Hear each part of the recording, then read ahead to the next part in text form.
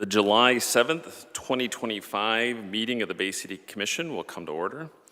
The clerk will give the invocation, which will be followed by the Pledge Allegiance, and we're going to follow a moment of silence for those impacted by the flooding in Texas. Please rise.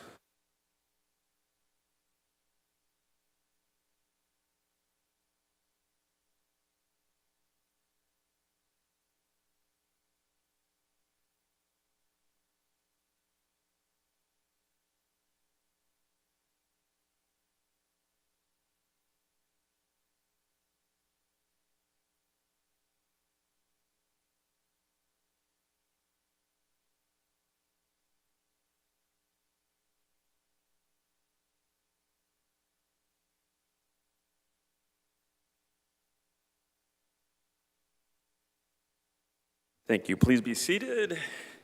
Will the clerk please call the roll? Commissioner Coakley. Here. Bernie Obershaw. Here. Tenney. Here. DeWitt. Here. Rumberg. Here. Charlebois. Here. Morris. Here. Mr. Mayor. Present. Okay, we have a quorum. And the first order of business is actually a swearing in of our new First Ward City Commissioner.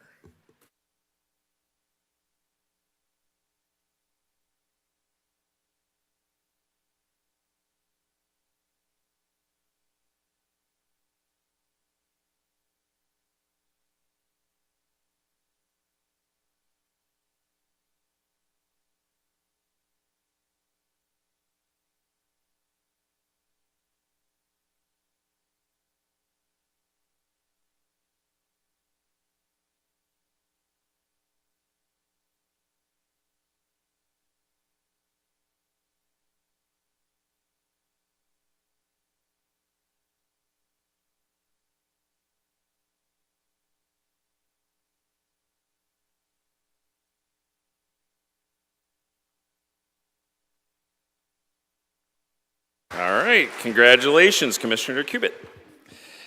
All right, next order of business, we have our first and second quarter reports from Hay Bay City. And we have Sarah Parker here representing the Bay Area Chamber of Commerce.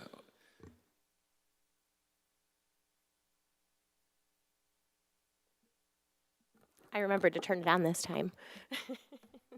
Well, good evening, Commission, and congratulations on our new Commissioner. We're happy to have you. So we're going to report on quarter one and quarter two of our Hay Bay City. I'm going to cover the workforce development side, and then I'll hand it over to Annabelle, and she will handle our marketing portion. Oops. A breakdown of our quarter one and quarter two funding. We have salaries and wages up here. Marketing at about almost $13,000. Community outreach is at $3,000 for a total of $67,000. And then our end of quarter two 2025 balance with the city is $118,693.95. These are a few of the website metrics from the workforce development side. So in quarters 1 and 2, we had 22 employer signups. We have a total currently of 214 employers that are signed up to post on Hay Bay City. That does not mean that they all have open opportunities, but it does mean that they're signed up and ready to post those open opportunities. We had 226 jobs posted with 42,143 job views. In quarters 1 and 2, we received 41 resumes, and that is through our Typeform platform and then submitted directly to me. The difference between the apply clicks and the applications, there's two options on our platform for employers. The first one is they can have the applicant apply directly through our Hay Bay City platform, or they can choose to have that applicant apply at the company website. So apply clicks are when they click apply now. We had 1,343 of those, and the applications are when the employer prompts them to go to the company website to apply. In quarter 1 and quarter 2, I had 53 face-to-face meetings with employers, educators, local workforce development agencies, and other partners. We had 17 total open opportunities sent to our job seekers personally by myself. We also have ongoing support for our job seekers. I am currently working with 5 job seekers on building their resume, anywhere from first-time resume to re-entering the workforce after 20 years. We have also, due to how excited people have gotten with the job seeker support, I've started sending out resume pack emails. So our Hay Bay City employers get a email from me. I had to increase it to bi-monthly because we had so many. So basically what we do with those is I do a table of key phrases and key skill sets and key industries that these applicants could possibly work for. And so far, we have gotten extremely positive responses from our employers saying that this is an awesome added benefit and added value for Hay Bay City. A few of the events, partnerships, and collaborations that we have going on. With Bay City Public Schools, we are on their Work-Based Learning Advisory Council. So that would be our Bay City Public Schools. We get to work with them to kind of figure out career paths for our students. Also with our colleges, we have really good relationship. I'll actually skip down to the SVSU Employer Partnership. We have an amazing relationship with SVSU and working together for bringing students to our area, because we all know that a community is a good reason to move somewhere, to stay put somewhere.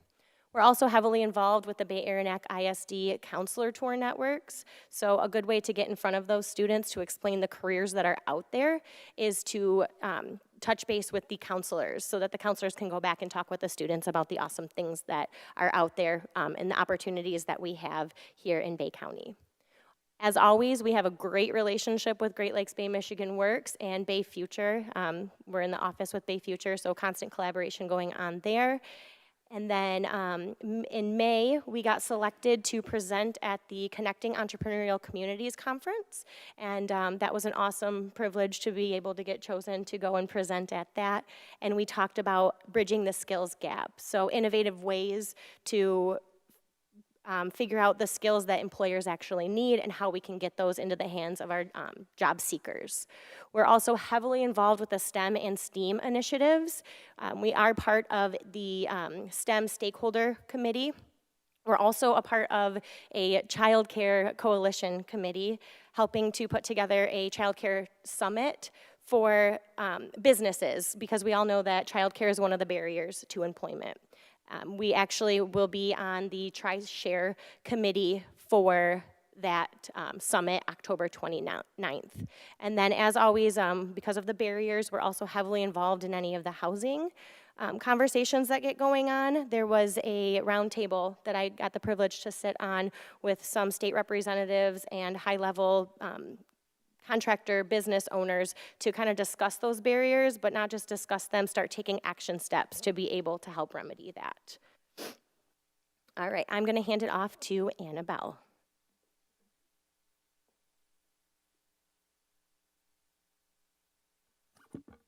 Good evening, everyone. My name is Annabelle Schweiger. I'm the Marketing and Communications Manager for the Bay Area Chamber of Commerce in Hay Bay City.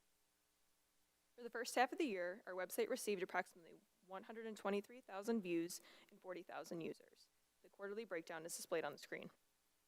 To clarify the metrics, page views reflect the number of times our website has been loaded, whereas the users represent the number of individual or unique visitors that have come to our page.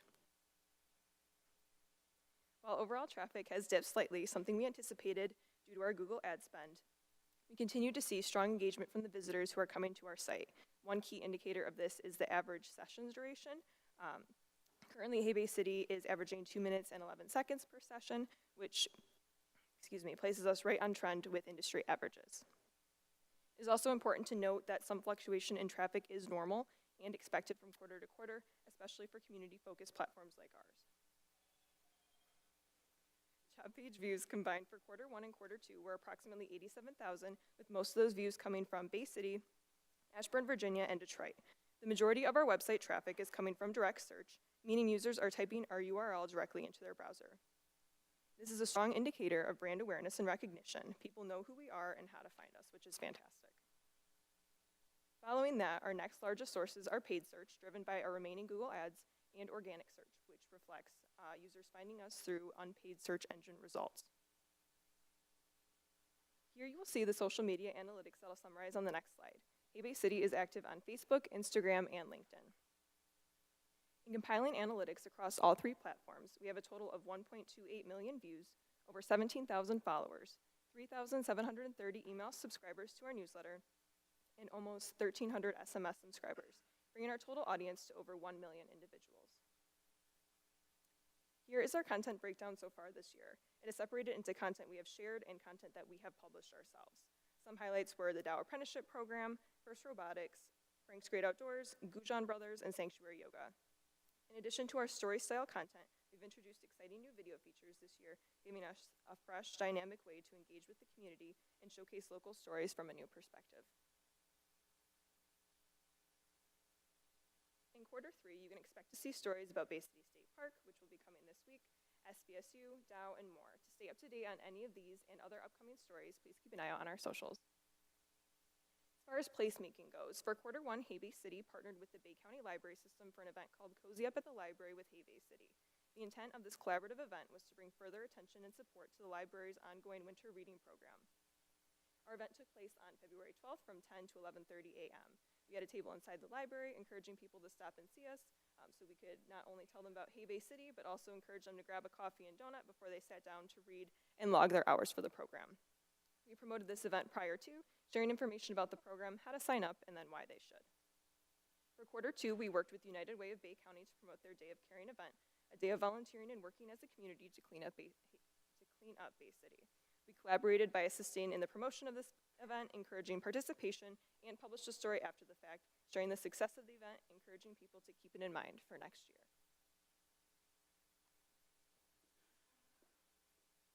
So we've all seen this slide before. I'm a big believer in calls to action. So we're going to end our presentation today with a call to action for all of those in the audience, those watching at home, and our commission. We can't do this by ourselves, and as it says, it will take all of this. If you have an employer that needs job seekers, reach out to me. If you have a job seeker that needs help finding placement, reach out to me. When you see our posts on Facebook, share them. Follow us, make sure that we're all working together to really help Bay County and Bay City be the amazing, beautiful city that we all know it can be. Thank you guys, and we'll take questions. All right, questions, thank you so much. Do we have Commissioner DeWitt? Yeah, wife stumbled across your table a couple weeks ago, and I had some questions about the merch that was being handed out. Were these purchased from a local business, or were these purchased from a mass printer? They were purchased from local. The notebooks were ATS Printing, and the T-shirts were Sandlot Sports. Okay, I was just checking that because I saw those. I'm like, I don't know how much that is. Or did they contribute at all to that, or is it an in-kind, or is that just a regular purchase order? It was part of our marketing budget. Okay, I just figured I'd ask because I saw that and wanted to know what that was about. Thank you. Any other questions? Oh, Commissioner Morris. Quick question. I saw that you said, with the analytics with the website, that it's down due to Google ad spend. What do you mean by that? How does that correlate? So at the beginning of the year, we had intentionally, can you hear me now? Sure, the green button's on. Good? Okay. Okay. At the beginning of the year, we made the intentional decision to reevaluate our Google ad spend and have decreased that since, which will therefore cause a decrease in traffic, but we are still focusing on the organic traffic, which is our biggest user acquisition so far. Okay, thank you. You're welcome. Any other questions? Thank you so much for coming again. I always look forward to hearing those updates, and you are right. As a community, as a city, we do have an aging population, and we need to take efforts and action together to make sure that we reverse that trend any which way. So thank you for all your efforts in that. Thank you. Have a good night. Okay, the next order of business is the adoption of the agenda. Is there a motion to adopt the agenda? Commissioner Tenney. Move to approve the agenda as presented. Is there a second? Commissioner Runberg. Second. Do any members of the commission wish to add any items to the agenda? All right, seeing none, will the clerk please call the roll on adoption of the agenda? Commissioner Coakley. Yes. Bernie Obershaw. Yes. Tenney. Yes. DeWitt, Yes. Rumberg, Yes. Charlebois, Yes. Morris, Yes. Cubit. Yes. 8 yes. All right, tonight's agenda has been adopted. Next order of business is the consent agenda. Do any members of the commission wish to make a change to the consent agenda?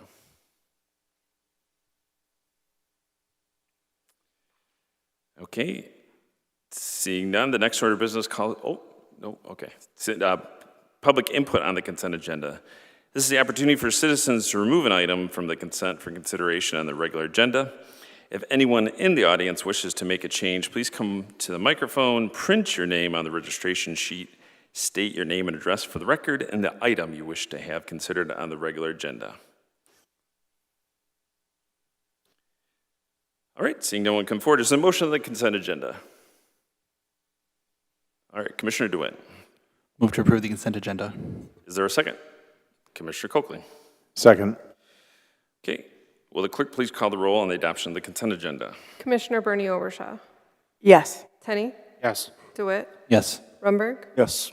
Charlebois, Yes. Morris, Yes. Cubit, Yes. Coakley. Yes. 8 yes. All right, consent agenda items have been approved. Next order of business is remarks of the mayor and commission. Do commissioners have remarks this evening? Commissioner Tenney. Thank you to the chair. Just wanted to quickly say I hope that everybody had a great 4th of July and give a thank you to all the city staff involved and all the volunteers involved in the firework display. Both myself and the mayor had an opportunity to tour the Good Samaritan Rescue Mission this morning, hear about all the awesome things that they're doing, including the impact program. We got to see the future site of the drop-in center. We're still in the paperwork phases, as they call it, with getting that going, but they are slated to open it in October or November, which is congruent with what we were told when we passed that funding. So pretty cool to see our tax dollars at work, helping some vulnerable folks in our community. Also, August the 2nd, we're having a 4th Ward block party. It's something that I've organized as a citizen to give back to not only my neighborhood, but the entire city. Everybody's welcome. It's going to be at Rexler Jablonski Park at 1 o'clock. There's going to be free backpacks for students, free health supplies for adults, free food, face painting. So come throw a hot time with your neighbors. I hope to see you all there. Thank you. Thank you. Anybody else? No. I just want to echo Commissioner Tenney's sentiments on both the fireworks. Earl and Michelle Bovia always put in countless hours along with all the board and all the volunteers. It's great to see the community come together. Next year's a pretty big event, so they're always looking for volunteers. I know they were putting out information for volunteers this year, so if you want to get involved, I'm sure they will take the hands of help. So again, another fabulous year of shows. And as Commissioner Tenney mentioned, it was nice to see the rescue mission this morning, kind of hear some of the plans and see current operations. It's a real clean operation they do there. I was impressed with how things were. So also want to congratulate our new First Ward Commissioner, Laura Kubit. Welcome to the team. Remind people we have a 5th Ward opening, which we're accepting applications for another few weeks here. So if you know folks that live in the 5th Ward that is interested in serving your community, it was nice to see the number of applicants submit for the 1st Ward position. So it's always great to have people involved. I want to mention we have a business in Bay City that was recognized in a new book released, 100 Things to Do in Michigan Before You Die. Number 3 listed in the book is actually Meats and More on Winona. And so it apparently it's been super busy since they've had this published, but it's pretty cool. If you want to check it out, feel free. And they have copies of the book. They're only $19.99. So 100 things to do in Michigan before you die. So it's pretty cool. We have a business located, and these are things all around the state of Michigan. And And then lastly, a couple events coming up. Cool City Car Cruise. I've been informed I get to give out a big mayor's trophy. So if you have a classic car, or even if you don't, I've seen a multitude of vehicles. So that'll be, it'll end up on Midland Street. It's a whole weekend of events. I'm sure that's online. And then the following week is the Rib Fest. So lots of cool things coming up in Bay City. So does the manager have anything? I do have a couple things. I too want to thank Earl and Michelle Bovia for the fireworks festival, for all their hours that they put in, and also to our employees. They spent most of their weekend here, so I do appreciate all of that. We do have a community survey out right now. It is on our website and on Facebook. If you need a paper copy, we do have those available in the city manager's office.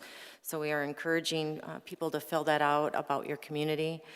And also, I do want to thank United Way for partnering with the City of Bay City for a fraud detection meeting that we had for senior citizens last week. It was probably the hottest day ever when we were outside there was a food giveaway.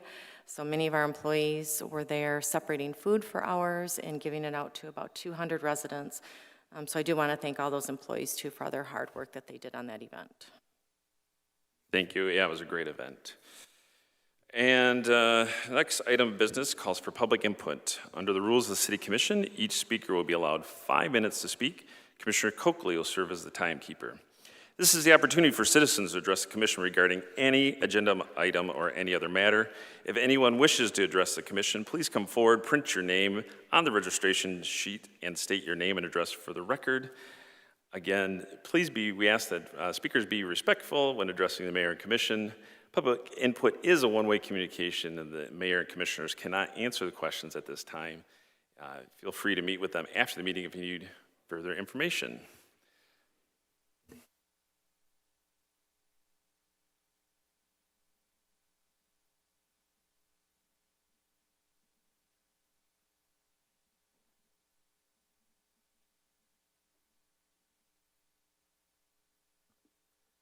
Hi, I'm Denise. Can you hear me? Hi, I'm Denise Davidson on Marsac Street. Thank you for the opportunity to speak. Just a couple of things as I was going through the agenda earlier. The first one is the resolution for equitable and safe rental housing. As I was reading through this, it appeared to me for the action items at the bottom of the resolution that I'm thinking a lot of this is already being done by the city staff that is responsible for this area. So I still am not really clear as to why, and it looks like some of this might be a little bit of the government overreach on some of this, so I just wanted to at least speak on that, the resolution. The next resolution I wanted to talk about is the one for the Pollinator Positivity Program. As reading through this, I was curious as to who would be administering the program, but did find out it would be code enforcement, and thought that the city staff, since they are taking a lot on with the community complaints and everything else, and being short-staffed, that it would be too much pressure on them to do this type of a program. I did look up with regards to pollinating. Mary Phillips, the head of Native Plant Habitat Strategy and Certification at the National Wildlife Federation, she was mentioned in an article, she might have wrote the article, talking about unless your lawn is mainly comprised of native wildflowers over traditional turf grass, allowing it to grow untamed does little to help feed the bees and the butterflies. There are more drawbacks than benefits, including potential to promote the establishment of invasive species in the lawn. And a thought was, I believe we have a garden club that's in the city, so maybe contacting them and having things done that way versus lawns, because we all know that there's a lot of tall grass, tall things that, and I know code enforcement is always getting calls on this, that people are not cutting their lawn. So thought that this might be a good alternative to talk to the garden club versus giving that 2-week reprieve. I thought there might be a few better things to deal with on the city. We have a lot of issues with vacant buildings, streets, all that type of stuff. And dealing with the tall grass. The other thing I wanted to mention on this was if people then get the 2-week reprieve and then all of a sudden cut their grass and it's really tall, having the clumps in their grass, also the gutters where the tall grass is, it clogs up the sewers. So it just kind of leads to other issues down the line. And then the last thing I wanted to talk about was a resolution to talk about changing the rules of the commission. You have A through N, where you have the normal order of business, and there's a resolution to change public input from its current spot right now to after remarks of mayor and commission and manager report. I guess I'm not really clear why the reasoning is. I would think if it's worked really well all these years, just to keep it there. So I would recommend just keeping it where it is.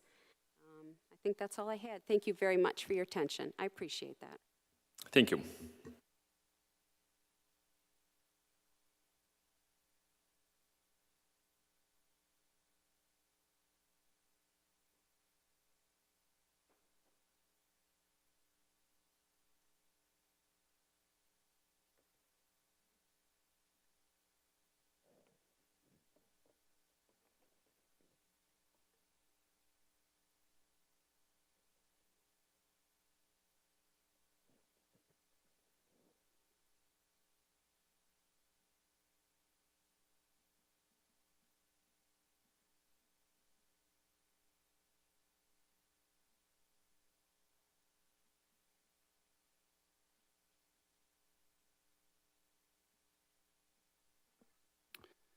Jeff Reed, 409 Fillmore. I'm here to speak about the Bay City Bridge Partners. I'm glad to see TV5's here tonight. Maybe they can get this message out to the entire community. That's awesome. I'd like to start out with, I want to talk a little, well, first of all, the clapping rule.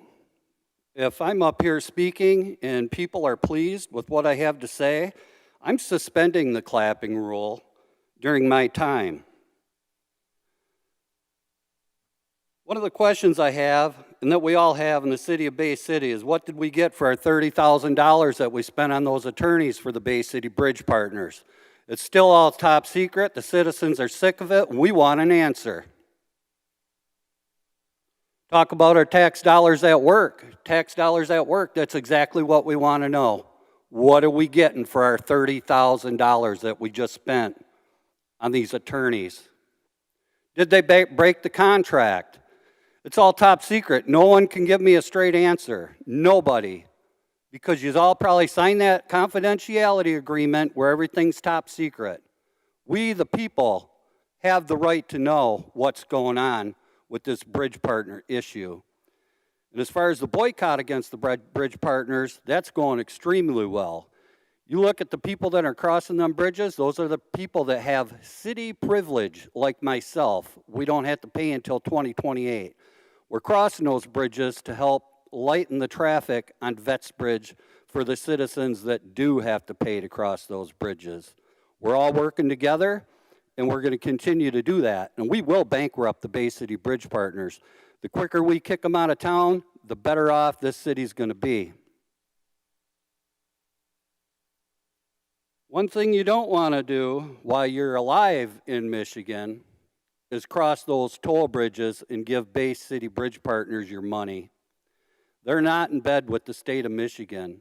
They can't suspend your driver's license or withhold your tabs for not paying their toll.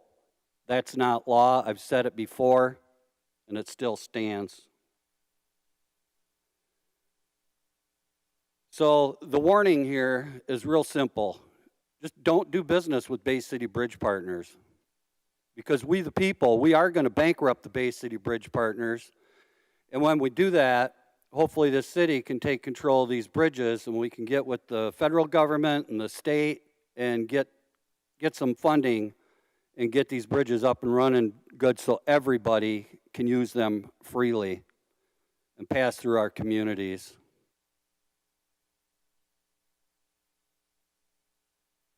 So I really want an answer on this $30,000. I've been asking this question for a while. Is the meter still ticking? Or did the meter stop?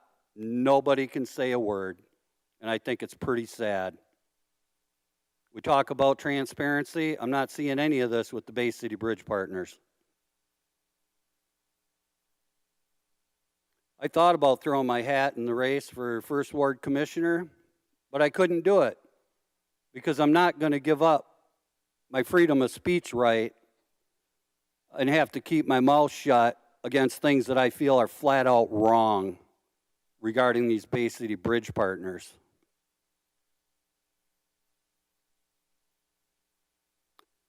Don't give your money to the Bay City Bridge Partners. You get a bill from them people, don't pay it.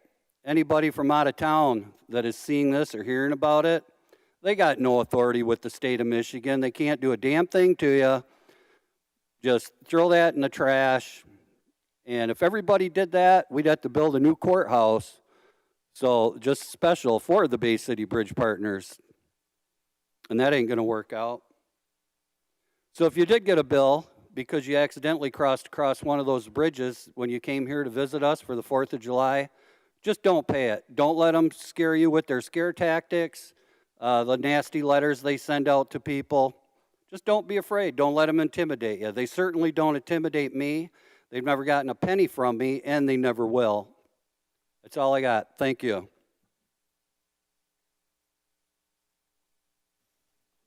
Thank you. Anybody else like to come forward for public input?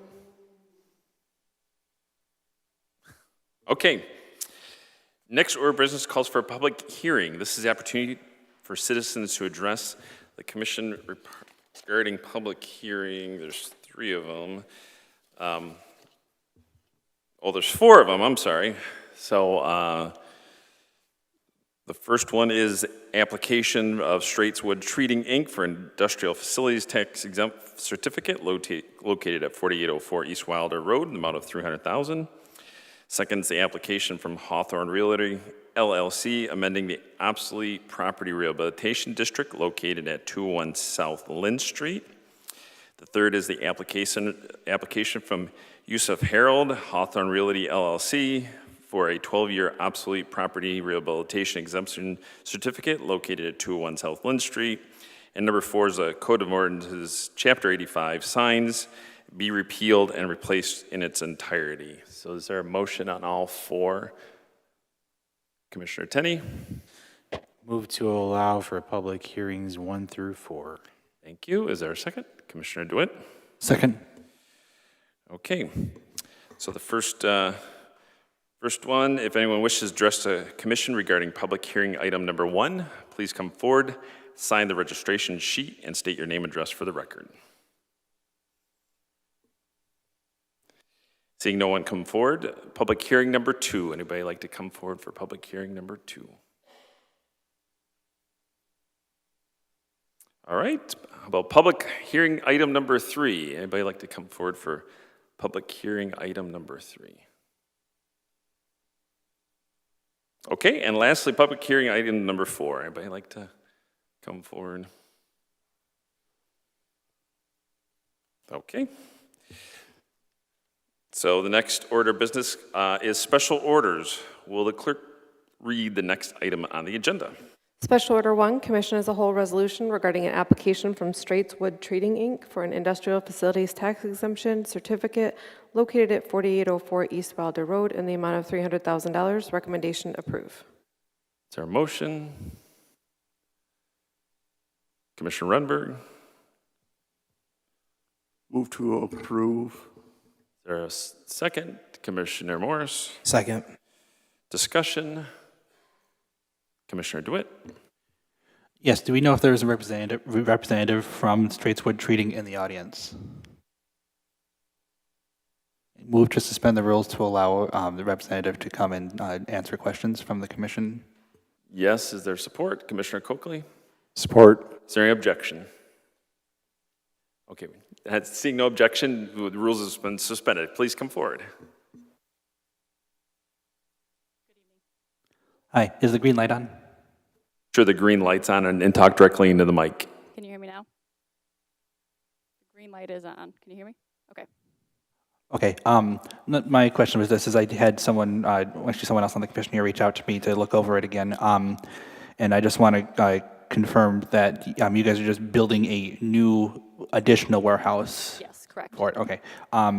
The 17 jobs, are those all the temporary construction jobs, or are there any new permanent jobs being added to your facility? The hope is that a lot of those will be permanent once we get this facility up and we were able to increase our inventory. Okay, and then would you guys be looking to do the, to be extending this, or would you be doing this the one time? Because I noticed that previously your organization did one 25 years ago, but would this be something that would hopefully, you guys would hopefully snowball into others, or are you looking at this as a one time and just see what happens from there? I mean, hopefully we'll do it again, but right now it's just a one time, but that doesn't mean in the future that we wouldn't do something like this again. Okay, those are the questions I had if others want to ask. Okay, perfect. Anybody else? All right, we need a motion to go back into regular order. Commissioner DeWitt, Motion to return to the regular order of business. is there any objection? Nope. Is there a second? Commissioner Runberg, Second. any objection? Seeing none, we're back in the regular order. Thank you. All right, any other discussion? All right, roll call vote. Commissioner Tenney, Yes. DeWitt, Yes. Rumberg, Yes. Charlebois, Yes. Morris, Yes. Cubit, Yes. Coakley, Yes. Bernie Obershaw. Yes. 8 yes.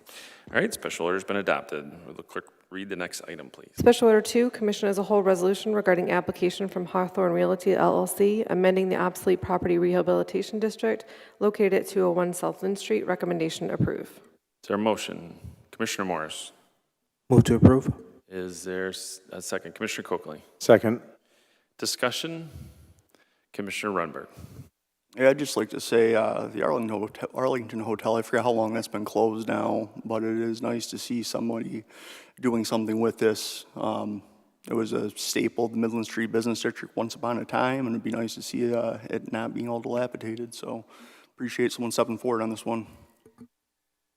All right, any other discussion? Commissioner Coakley? Yeah, I'd like to echo the support on that. It's good to see a historic building like that getting renovated and back in play in the city. I think it's good. I think we need to do more of that. Perfect. Commissioner DeWitt.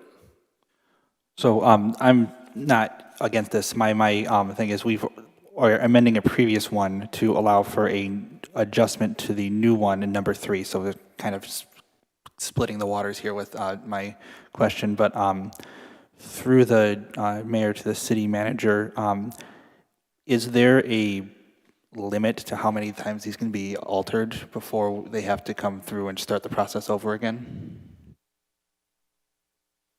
I'm going to have Sarah come up and discuss that. I think once you approve that application though too, because the application actually will have this information in it, they would have to probably refile. So just to, can you hear me? So just to clarify, what we're amending is just the district. So he bought an additional piece of property to have additional parking. So we're just amending the district. He did, so you are correct, we did do a previous Oprah, but we revoked it because of the timeline. So he needed a little bit more time and we didn't want him to lose years on his abatement. So we did revoke it. I mean, I would say that, we don't want to continue to do that, but he made sure we are completely in alignment. We have several meetings with him. He's ready to go. So I don't think statutorily that there's a limit, but we wouldn't continue to revoke and redo and revoke and redo. So, but does that answer your questions? Yeah, that was mostly my concern, is that we seem to be like stutter stepping on this one. I don't want to have this become standard if things keep happening. All right, any other questions? Okay, will the clerk please call the roll? Commissioner DeWitt, Yes. Rumberg, Yes. Charlebois, Yes. Morris, Yes. Cubit, Yes. Coakley, Yes. Bernie Obershaw, Yes. Tenney, Yes. 8 yes. All right, the special order has been adopted. Will the clerk please read the next item on the agenda? Special Order 3, Commission as a whole resolution regarding application from Yusef Harold Hawthorne Realty Group, LLC, for a 12-year obsolete property rehabilitation exemption certificate located at 201 South Lynn Street. Recommendation approve. Is there a motion? Commissioner Tenney. Move to approve. Is there a second? Commissioner DeWitt. Second. Any discussion? Seeing none, will the clerk please call the roll? Commissioner Rumberg. Yes. Charlebois. Yes. Morris. Yes. Cubit. Yes. Coakley. Yes. Bernie Overshaw. Yes. Tenney. Yes.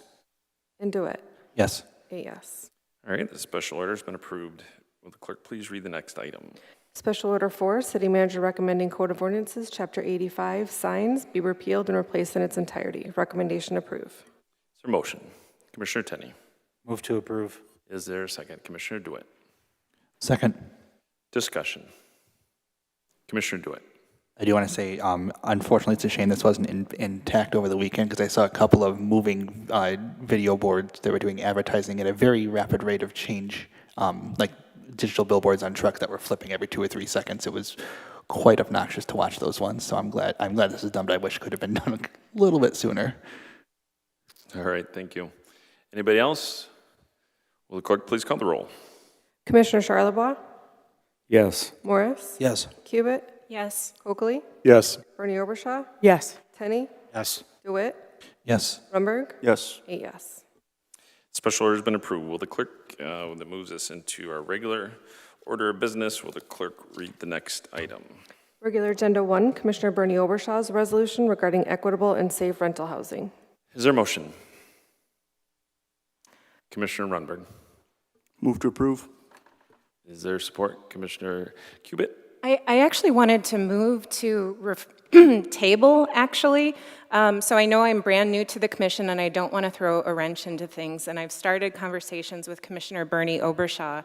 And I understand she might not support this motion, but I want to be very judicious about what we're requesting staff to do. And I think that I do have some concerns about the language as written, although I 100% support that the city can and should do more to hold landlords accountable for their legal duty to provide habitable housing and to do something regarding affordability as well. So I 100% support that part of the motion, but I guess I would just like to expand and maybe fine tune it a little bit. And I'd like the opportunity to do that, but I recognize that I'm new and I understand if I'm overruled on that request. So I'm making a motion to table the resolution for that opportunity. Okay, so we need a second. Is there a second? Commissioner Bernie Overshaw, are you going to second your? Okay, so I need a second for discussion. So Commissioner Coakley? Second. Okay, so now we're in discussion. Commissioner Bernie Overshaw. Okay, I wanted to first. I wanted her to abstain from it because she and I had a conversation, and when she read it, she asked me. I think she should abstain.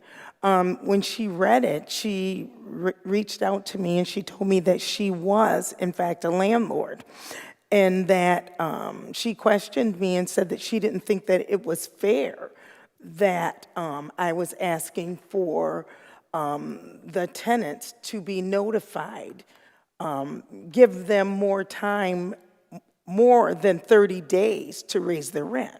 So I said to her, why would you feel that raising rent 30 days, not telling the people that you're going to raise their rent, just raise their rent? And as I told her, it's okay to disagree, to agree to disagree. And I felt that since she said that to me, as being a landlord, I feel that she needs to abstain since she has just gotten onto Chamber's floor. So I looked it up in the charter, and it's called Standard of Conduct, Article 7, Section 7.3H. Any officer or employee, any other conflict between personal interest and public interest as defined by the state law of the charter, code inspected. That means if she has any, it's a conflict of interest. She's a landlord. She knew that. She was just they just inspected her property right in between me putting this resolution in. She knew that. She knew when she read that she was going to not be able to raise that rent within 30 days. She was very upset about that. She should not be able to vote on this resolution. So I'm asking that she abstain from it. I've even asked her, do you want me to change anything? Do you want me to amend anything? She was very upset when I said she was very worried about the changes because she is a landlord. So I just wanted to bring that to the table because it's in our standard of conduct, Article 7, Section 7.3. You know, she's coming at this as a landlord. Commissioner Burney, I don't think you can ask that she abstain. You can't demand that she abstain. I'm just saying you can ask that and she can make that choice if she chooses to abstain from the voting. All right, Commissioner Cubit? Sure. My intent of tabling the resolution was to be efficient. I mean, I could propose some friendly amendments. In fact, it would be to make the request to the commissioner broader, but frankly, I think that would be sort of time-consuming, so it just seemed more efficient to table it to try and have further discussion. But as to abstaining, I don't intend to abstain. I don't feel I have a conflict of interest because I very much am aligned with the goal of holding landlords more accountable. I very much want that to be the case, and I've dedicated my career to that. All right, thank you. Commissioner Runberg.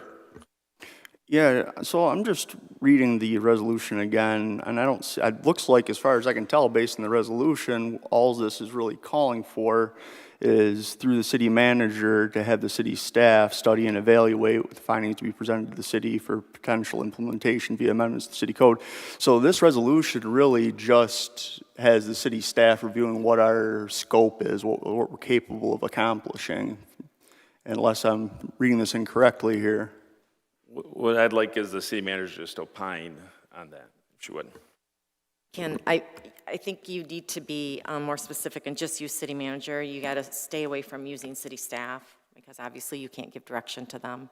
And we all understand, right, when it goes to the city manager that it's going to go down to the departments and the directors, but you can't put city staff in your resolutions. There's a couple other things, and I know we talked about this at the last meeting too, about some of this stuff we're just not able to do. And if you want us to report that back, if that's what your goal is on this resolution, that, you know, some things just aren't legal, if that's what you want us to do in the report back, that's fine. We just need to make sure we're clear. There's also a part in there that says to establish, I'm sorry, I put my glasses on, to amend the fine schedule for the violations. We're going to need some type of direction on what you're looking for because we already have one already specified that covers that, and it's already a high fine. So I guess we need some direction because we really don't know what you're looking for as far as fines and the amounts that you want charged. That's fine. That's all I have on that one. Wait, hold on one moment. There's a few other speakers and I can get back. Commissioner Coakley had some comments and then. I think it was answered. I just wanted to know if this was legal to do and if parts of it weren't and it passes, what the actions would be with that. I didn't know if the attorneys looked at it or not. Well, and I think that would be our report back to you, right? I mean, if that's what you're looking for with these bullet points, we can report back with the help of the city attorney to say, you know, what is legal and what we can do and can't do. Thank you. So, okay, Commissioner Bernie Overshaw, go ahead. So if we pass this through, then that means you have to check into what we're asking you to check into and come back and report to us, and then we can go from there. So I'm not, we're asking you to check into it to see what our avenues are and come back and let us know, this is what we're asking you, to let us know where we stand, what we need to do to make some of these things happen. So that is what we're asking. We're not setting it in stone. Is this correct? Yep, Is that what you would have that's to what the do? language says, it's Okay. just a request to bring All back right. information. That's what I'm asking. I'm not directing. Okay. Yeah, Thank you. you're not asking to change the ordinance at this point.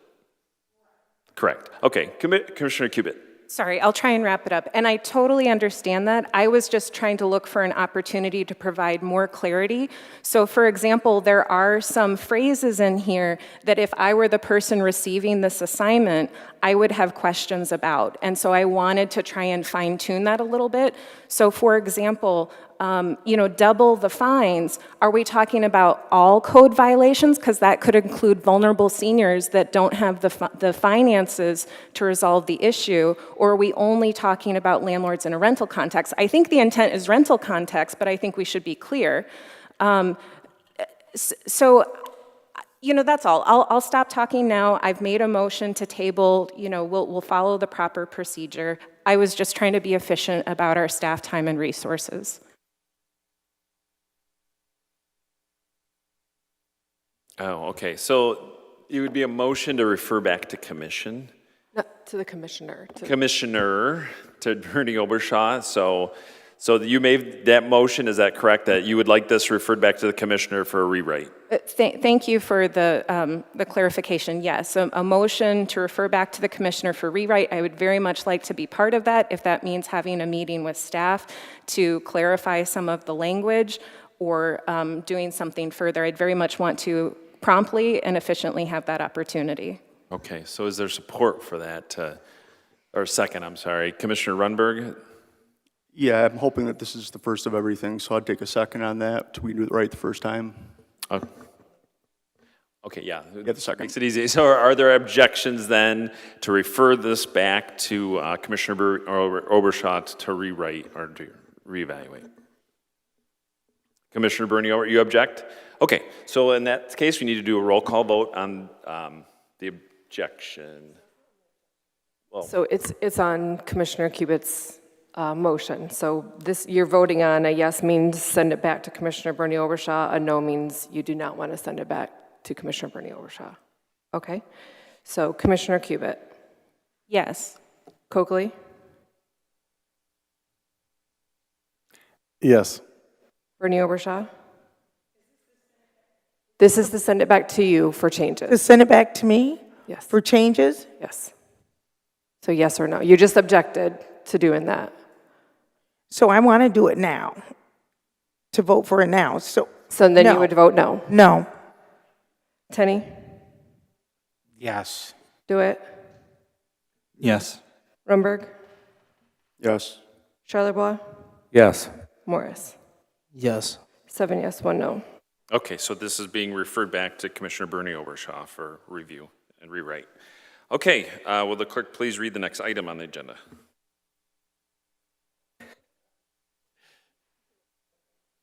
Okay, regular agenda number 2, Commissioner Coakley's resolution to reaffirm residency requirements for elected officials. Is there a motion? Commissioner Morris. Move to approve. Is there a second? Commissioner Tenney? Second.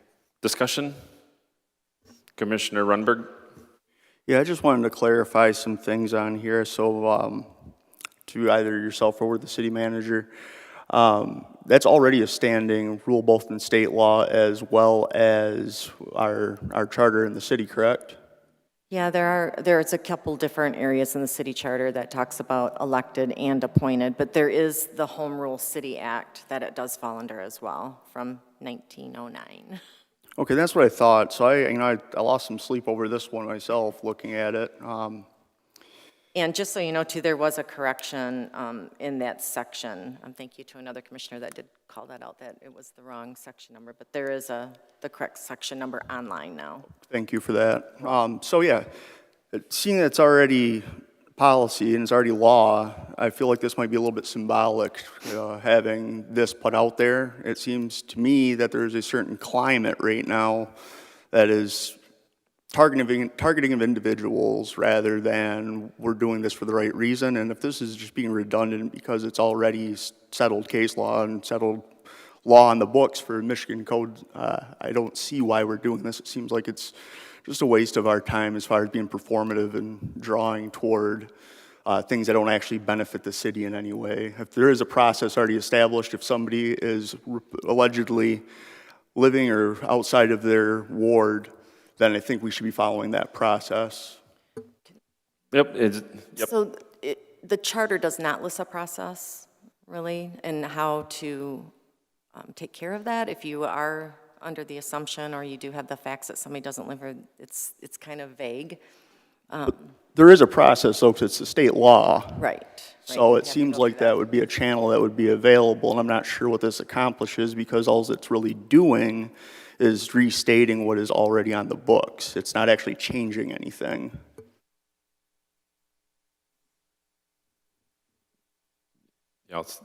Any other, Commissioner Coakley? The reason I did this is it gives an ability by checking utility bills and so forth to check on that. When we had the applicants for the first ward, there were a number of them that were a resident of the first ward for 2 years, 1 year, 6 months, and so forth. And just when we have somebody sitting in the seat, just being able to make sure they're still there. I mean, if you've been in a place for 6 months, it may be an apartment, you may be moving right away and so forth. And just to reaffirm that you're getting representation. This isn't changing anything, it's just giving the city and the council an ability just to check on a few things. All right, Commissioner Bernie Obershaw. First off, I feel that the canvassers, the county, the city, they take care of those things. I feel that your constitutional rights are being evaded. Who is the city to ask for someone to give them your personal data? Whose idea was this?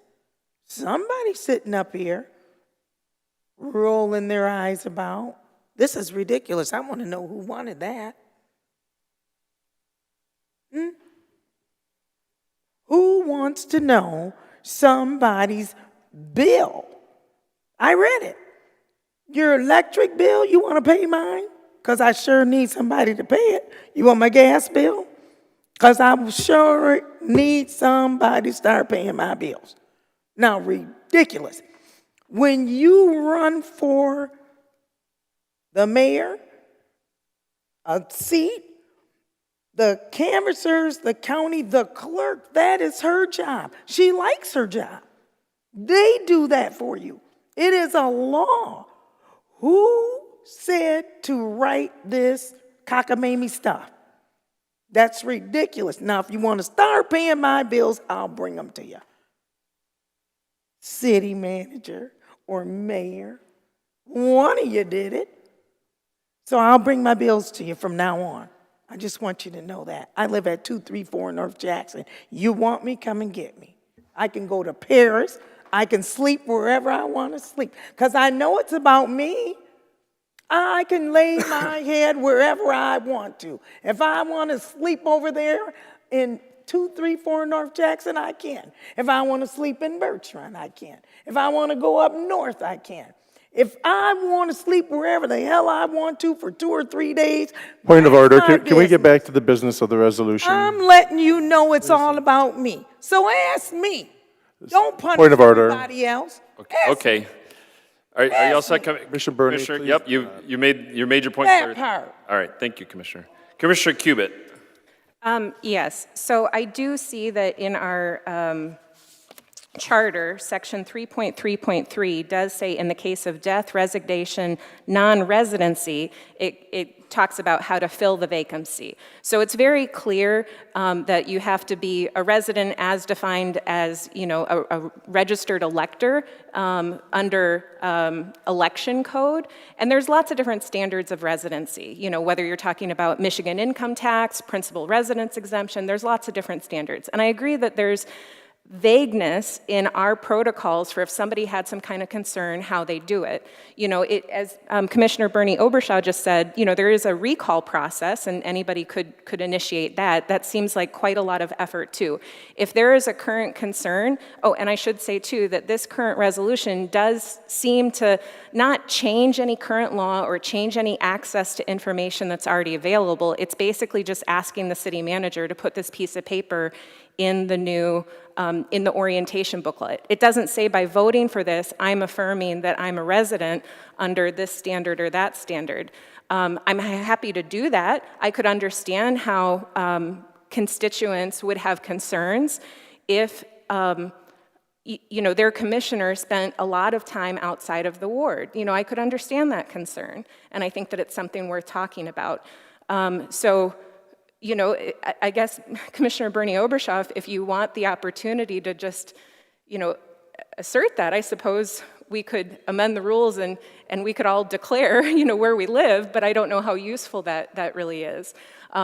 Same with it. But I guess I would invite, if somebody wants to address legitimate concerns of perhaps their constituents, to invite them to do so. All set, Commissioner? All right, Commissioner Coakley. Basically, if we're all doing what we're supposed to do, there's no issues here. And it's just, like I said, it's not targeting any individual. I don't know why someone would think that, but it's just to make sure that the community is represented as it states in the charter and by state law, by somebody who resides in the ward. And it's, just the other day, I was out walking and saw concerns with the sidewalk, send an email to the city manager and got it taken care of. There's benefits to making sure that we're all in our ward. And that's all this is. If we're all doing what we're supposed to, there's no issues here. All right, I have Commissioner Tenney and then Commissioner DeWitt. Thank you to the chair.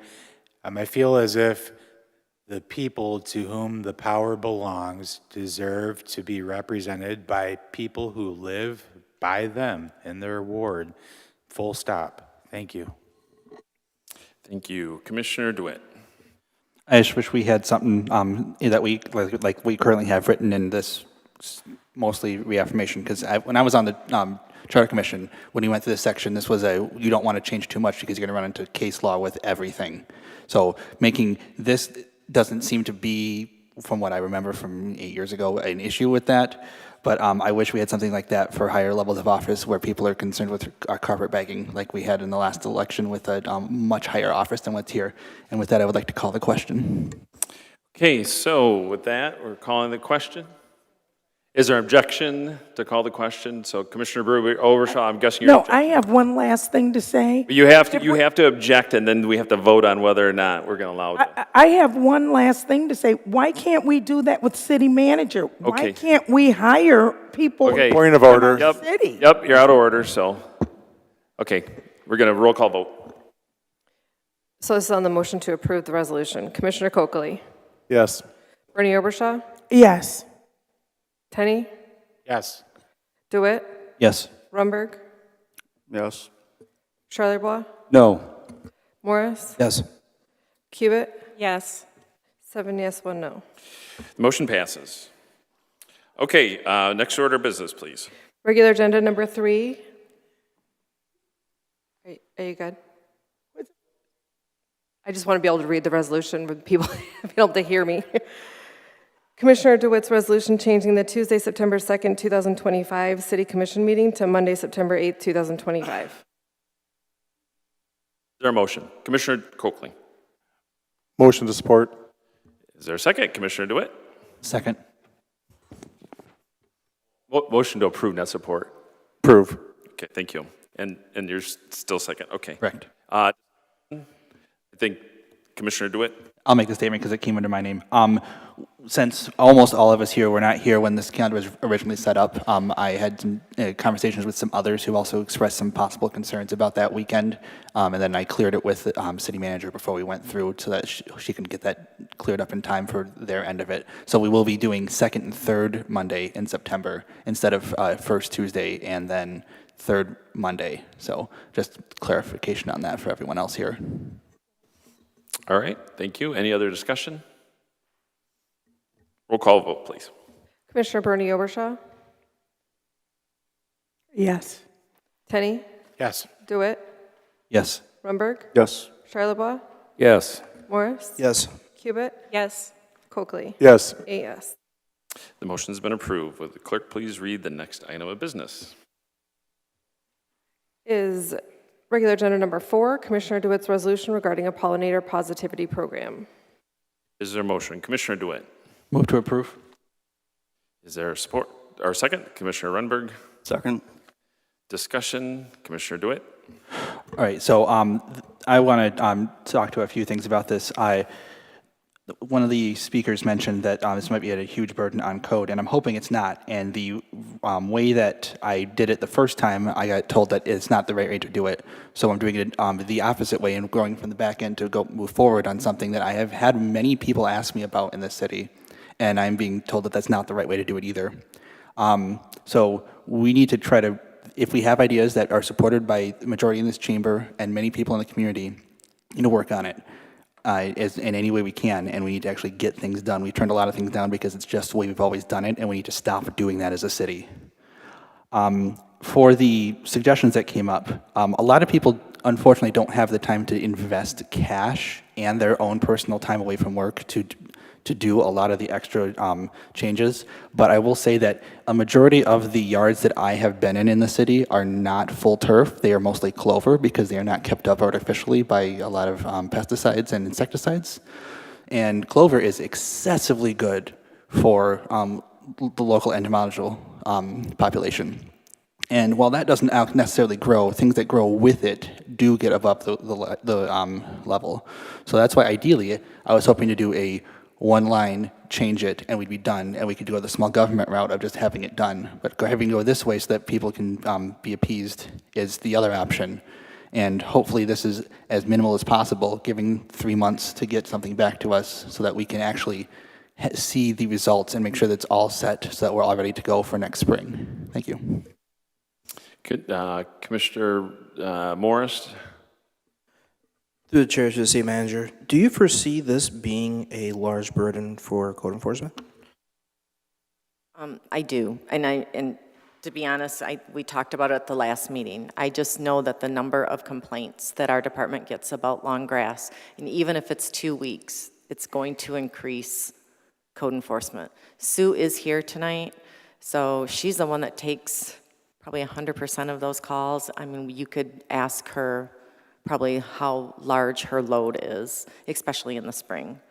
I think it would be good to hear from her since she's the enforcement portion. Can we have Sue come up? Do I have to suspend the rules for that to happen?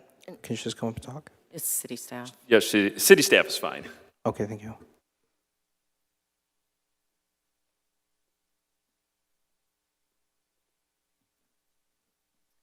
Good evening. Good evening. There we go. Give you an example. As we were sitting here in this meeting, I received 7 grass complaints on the C-Click fix. It's not odd for me or my staff to get probably 20 to 25 grass complaints a week. This time of the year, from when we start grass, we usually have to start, because we are allowed to start cutting it May 1st.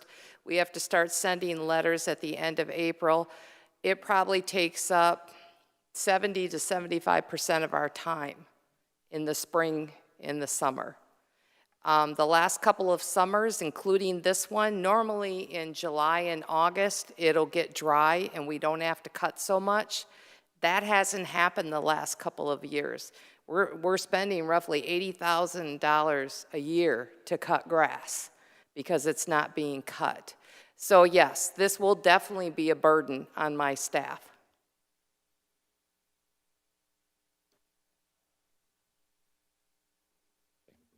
Okay, any other questions, Commissioner Morris?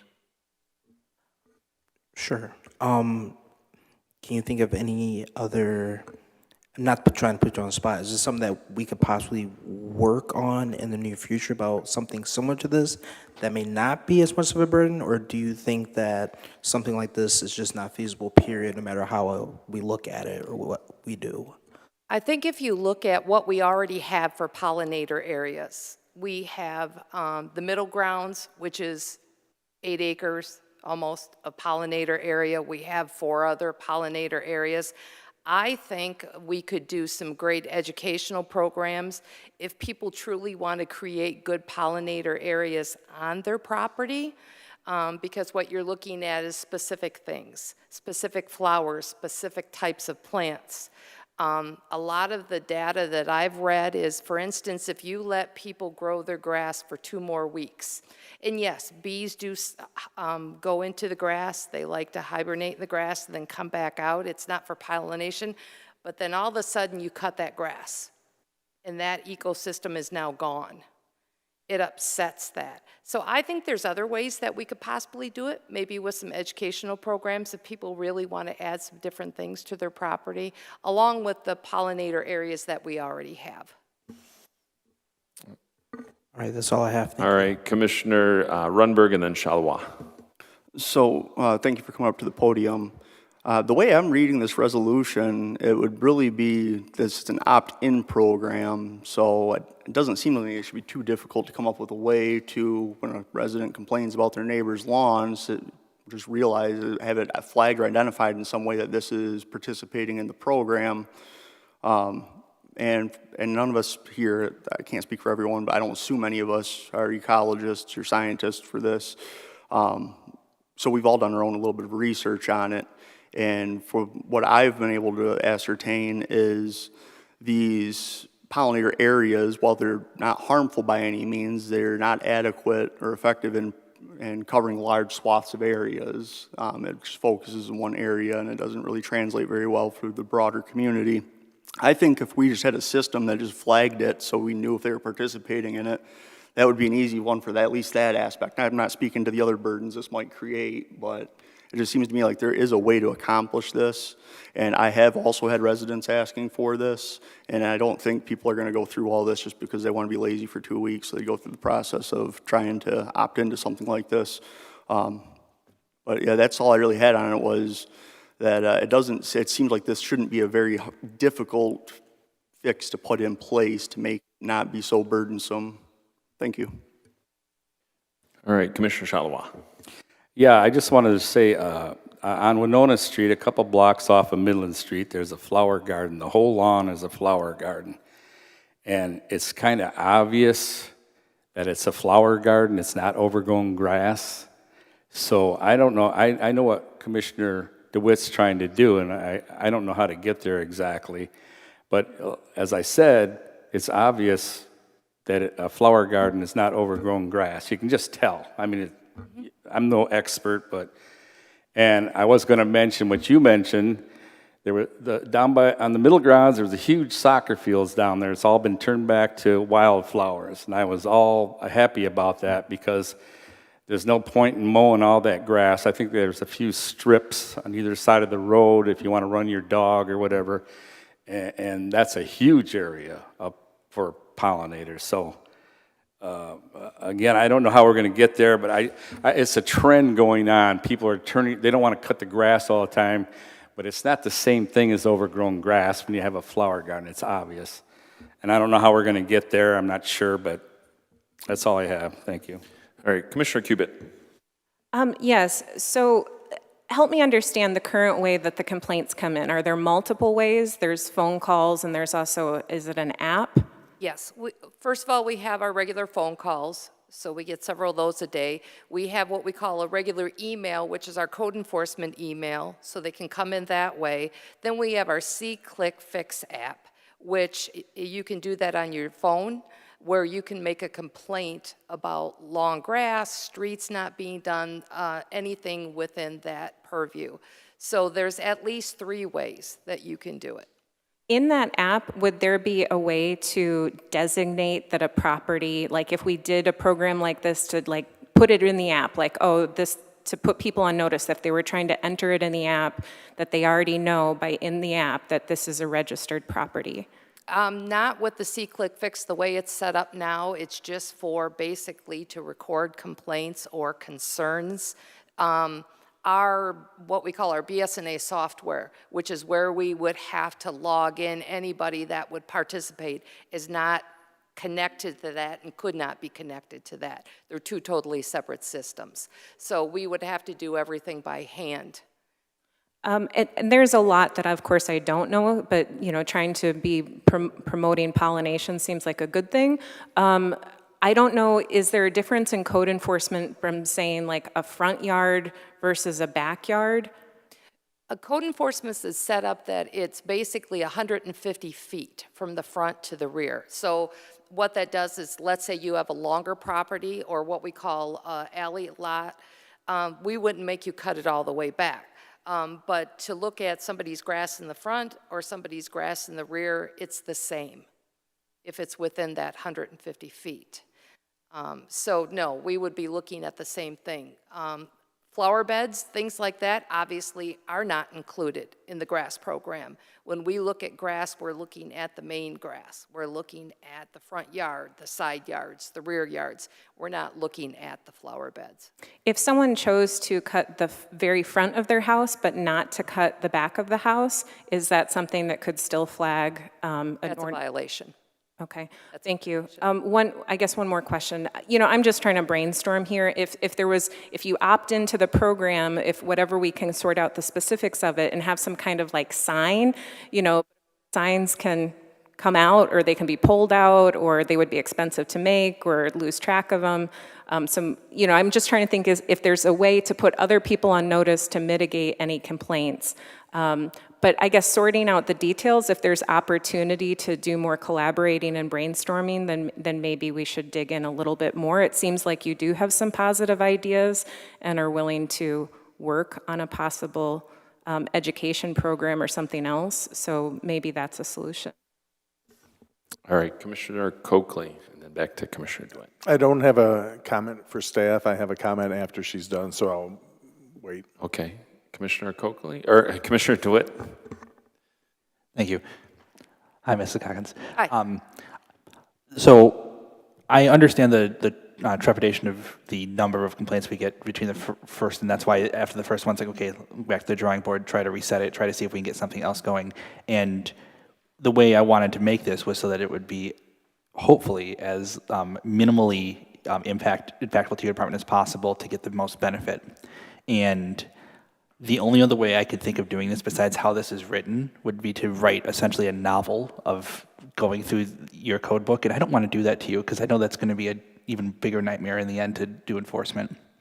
So I can't ask you to do anything, but I'm hoping to get something that I could work with that would maybe some concern areas on the system that would be positive in this direction compared to what we currently have. Because right now the issue that, like, for example, for my house, I had a neighbor call me and leave a note and call the city. The first year I moved in, like day one, and it wasn't even above at that point.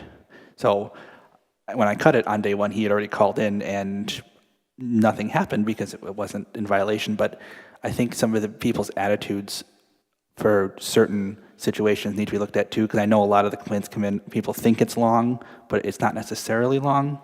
And the education part would definitely help with that, at least if people read the inserts, which again, this proposal would put an insert in that a lot of people may not read. So if you, I can't say it that way.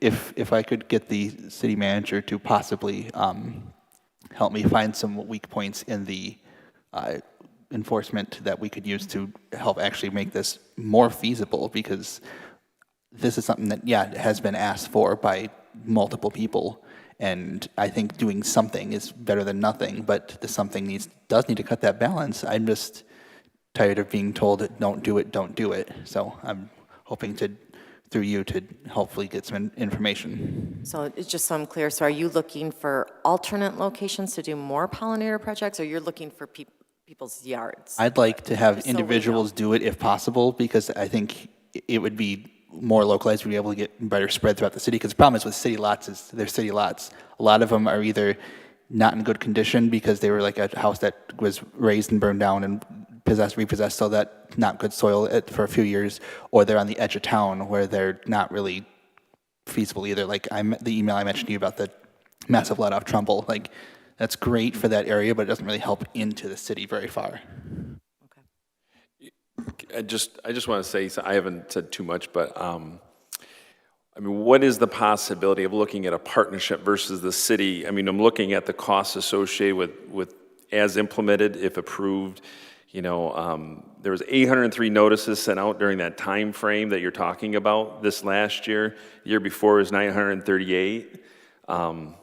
And so there's 11,000 invoices. There's an estimated cost of 17,000, which isn't in the scope of things real big. And I think we should do something, but to coordinate something, maybe not city-driven, to partnership. There's some agencies in the community that we could potentially partner with that could accomplish what you're talking about with specific, not like a no-mow at all, but to set up specific areas in somebody's own property that they could be more beneficial. Because some conversations I've had is that just not mowing your grass in those 2 weeks isn't going to have quite the impact as setting up a specific area and actually having a program and having it more all season long versus just those 2 weeks in May. I just wanted to put that out there as a thought.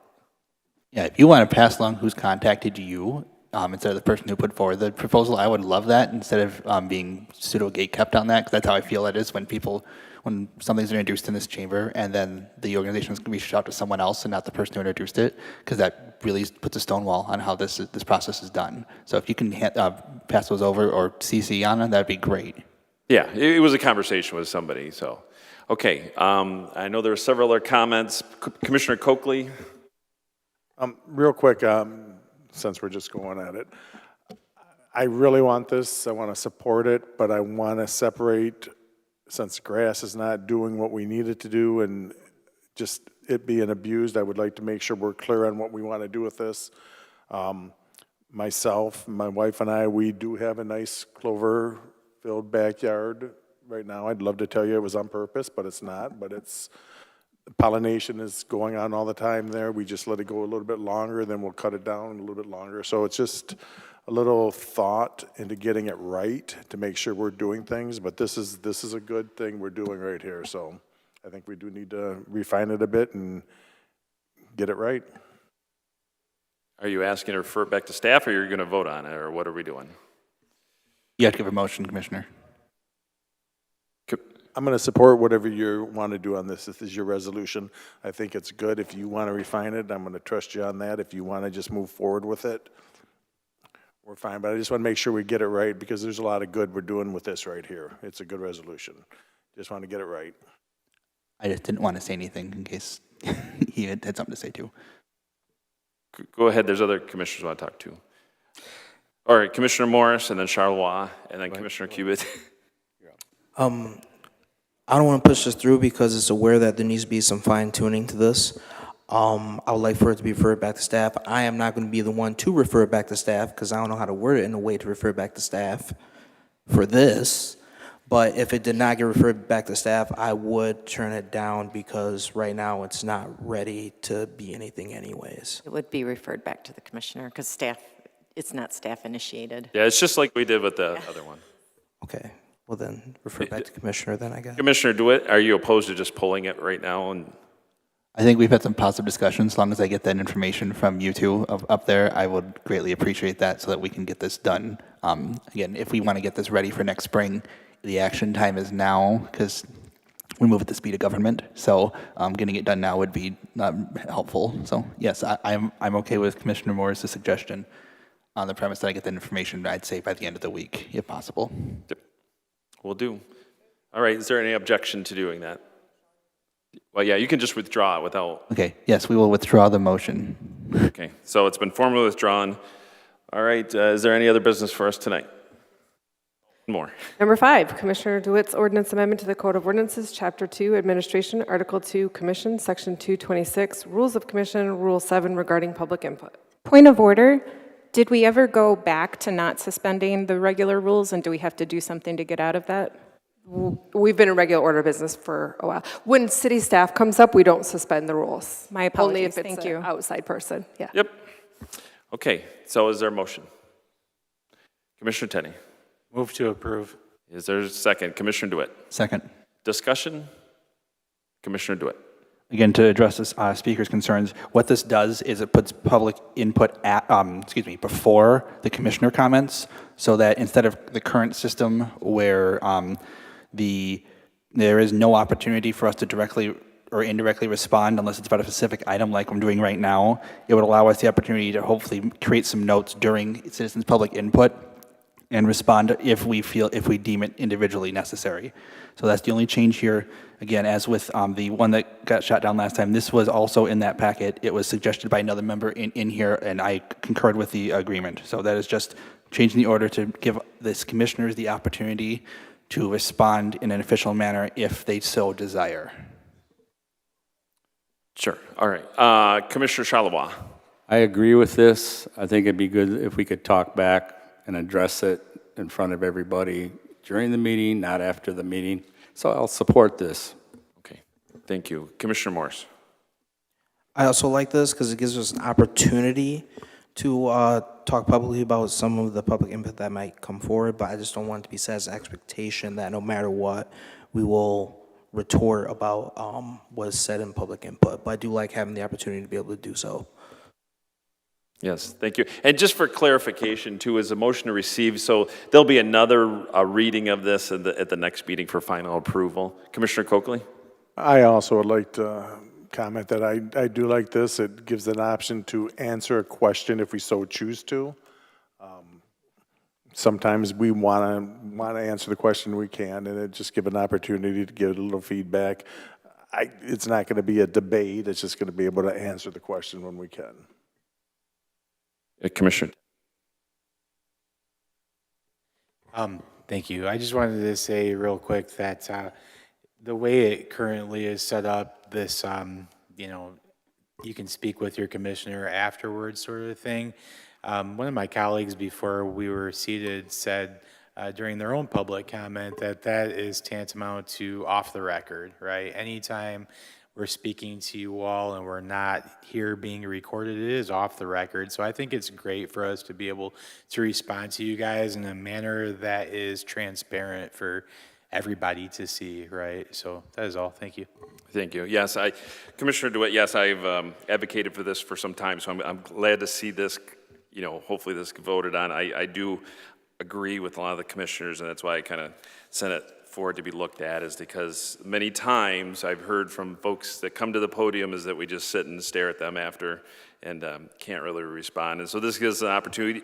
While we cannot directly respond during public input per se to the speakers, this will allow an opportunity for commissioners, if they want to opine on what was said during public comment, they can do that. So any other discussion? Commissioner Cubitt. Yeah, I mean, it seems like this is a good thing. I guess I would just ask the city manager if she's aware of anything that would potentially negatively impact this, but it seems like it's... Yeah, no, it's a good change. It's fine. Thank you. Anybody else? Okay, roll call vote. So the motion is to receive and refer to next meeting for second reading and adoption. Commissioner DeWitt? Yes. Brumberg? Yes. Charlevoix? Yes. Morris? Yes. Cubitt? Yes. Coakley? Yes. Bernie Obershaw? Yes. Yes. Tenney? Yes. Yes. All right, that motion has